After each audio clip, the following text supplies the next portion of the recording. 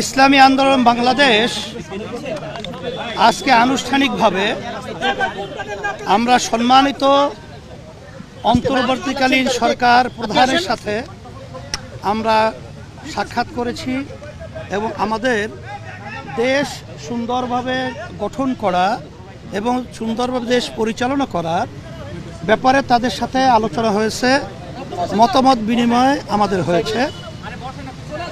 5ই August 2024 আমাদের দেশ আবার বাংলাদেশের বৈষম্য বিরোধী ছাত্রদের ন্যায্য দাবি আদায়ের ব্যাপারে যখন বিগত জালিম সরকার তাদের উপরে যে অত্যাচার নির্মমভাবে হত্যাযজ্ঞ পরিচালনা করেছিল তখন ইসলামী আন্দোলন বাংলাদেশ এবং তার সমস্ত সহযোগী সংগঠন সহ এবং অন্যান্য বাংলাদেশের রাজনৈতিক দল এবং বাংলাদেশের মানুষ যারা দেশকে ভালোবাসে, যারা অন্যায় প্রতিবাদ করে, তারা তাদের সাথে একাকার হয়ে আমরা আন্দোলন সংগ্রামে সম্পৃক্ত হয়েছিলাম।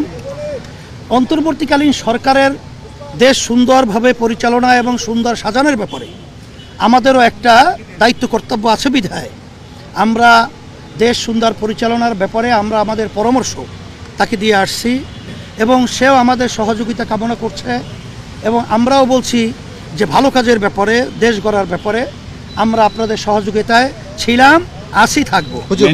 আপনি যদি একটু বলেন মোটা দাগে আপনারা কোন কোন পয়েন্টের ভিতরে আমাদের মূলত আলোচনাগুলো ছিল যে বিগত এই ফ্যাসিস্ট সরকার প্রায় 16 বছর পর্যন্ত তাদের মন গড়া দলীয়করণ এবং বিশেষ করে 2014-18-24 যে প্রহসনমূলক যে নির্বাচন জাতীয় এবং এই নির্বাচনগুলো উঠে নেওয়ার ব্যাপারে যারা নাকি প্রশাসনে দায়িত্ব পালন করেছে এবং যারা নাকি বিভিন্ন মিডিয়া সহ সর্বত্র যারা নাকি তাদের সহযোগিতা করেছে এই অন্যায়, তাদের অন্যায় চিহ্নিত করে একটা নির্ভরযোগ্য প্রশ্নবিদ্ধ ছাড়া কমিশন গঠনের মাধ্যমে এই অন্যায়কারীদের চিহ্নিত করে তাদের শাস্তির ব্যবস্থা করা।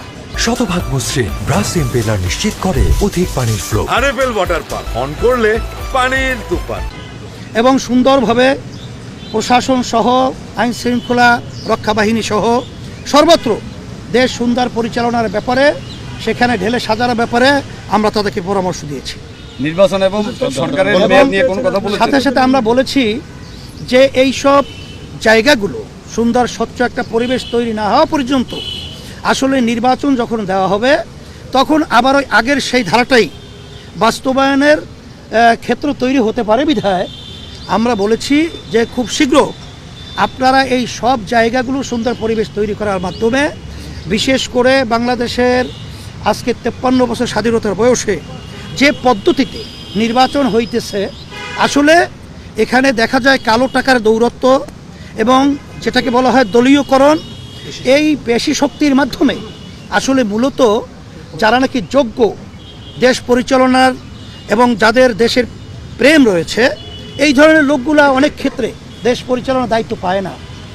সেক্ষেত্রে আমরা পিআর সিস্টেম যে নির্বাচন, যেটা সব শাখার সব ধরনের সব মন মানসিকতার লোক এখানে সম্পৃক্ত থাকতে পারবে এবং তাদের ভোট হবে পিআরের, এটা হলো সংখ্যানুপাতিক হারে নির্বাচনটা হবে। সেখানে দল এবং মার্কা থাকবে, জনগণ ভোট দিবে এবং সেখানে যেই দল যেভাবে ভোট পাবে সেই অনুযায়ী তাদের প্রতিনিধি সেখানে আপনার পার্লামেন্টে থাকবে, দেশ পরিচালনা করবে। সেখানে সবাই সম্পৃক্ততা সেখানে নিশ্চিত হলো, যার কারণে দেশ সুন্দরভাবে চলবে। এখানে কোনো আর বৈষম্যমূলক বা বিভিন্ন ধরনের নৈরাজ্য সৃষ্টি করার মতো কোনো পরিবেশ থাকবে না। হুজুর, এই আমাদের মানে আপনার কাছে একটা সুনির্দিষ্ট প্রশ্ন, সেটা হলো যে আমরা বলেছি নির্বাচনের পরিবেশ সৃষ্টি হওয়ার সাথে সাথে না আমি একটু বলি, সেটা হলো যে আপনারা এই নির্বাচনী পরিবেশ সৃষ্টির জন্য আপনারা এই সরকারকে কত সময় দিতে চান? মানে আমরা এখন যৌক্তিক সময় কতটুকু হতে পারে? আমরা বলছি খুব শীঘ্র। এখন আসলে এটা তো আমাদের হাতে না, আর এই ব্যাপারটা তো একদিন দুই দিন নির্ধারিত বলাও যায় না। তবে বলছি যে খুব ত্বরিত আপনার পরিবেশটা তৈরি করবেন। তবে এর আমরা বাইরে এখন তো আমরা একটা বলতে পারি রোড না। ম্যাপ ঘোষণা করার জন্য বলছি যে নির্বাচনটা কবে হবে, সময় নির্যুক্তি, হুজুর একটু কিন্তু বলেন, একটা একটু রোড ম্যাপ বলেন, যাতে হুজুর বলেন। আমরা নির্বাচনটা কিভাবে হবে এবং কবে আপনারা কিভাবে করবেন একটা রোড ম্যাপের ব্যাপারেও আমরা তাদের সাথে আলোচনা করেছি। সেই শব্দটা আমরা ব্যবহার করেছি খুব শীঘ্র, শব্দটা এই প্রধান উপদেষ্টা কি বলেছেন আপনাদের? হ্যাঁ, প্রধান উপদেষ্টা আমাদের এই পরামর্শে তারা খুব সাধুবাদ জানিয়েছেন এবং তারা বলছে যে অন্যায় প্রতিবাদে এবং সন্তুষ্ট হয়েছেন এবং এই প্রতিবাদে এবং বিশেষ করে সংখ্যালঘুদের বিশেষ করে যে দুর্গাপূজা সহ আসছে আমাদের সেখানে সহযোগিতা কোনো যেন নৈরাজ্য সৃষ্টি না হয় এ ব্যাপারে তারা আলোচনা করেছেন এবং আমরাও আশ্বাস দিয়েছি বা বলেছি যে 5ই আগস্ট যে বাংলাদেশে অভ্যুত্থান হয়েছে সেখানে কিন্তু ইসলামী আন্দোলন বাংলাদেশ সহযোগী সংগঠনগুলো আমরা কিন্তু তাদের মন্দির এবং তাদের জানমাল ইজ্জতের নিরাপত্তার দায়িত্ব আমরা পালন করেছি এবং আমরা সামনে ইনশাল্লাহ করব এবং আপনাদের ভালো কাজে দেশ গড়ার ব্যাপারে আমরা আপনাদের সহযোগিতা করব।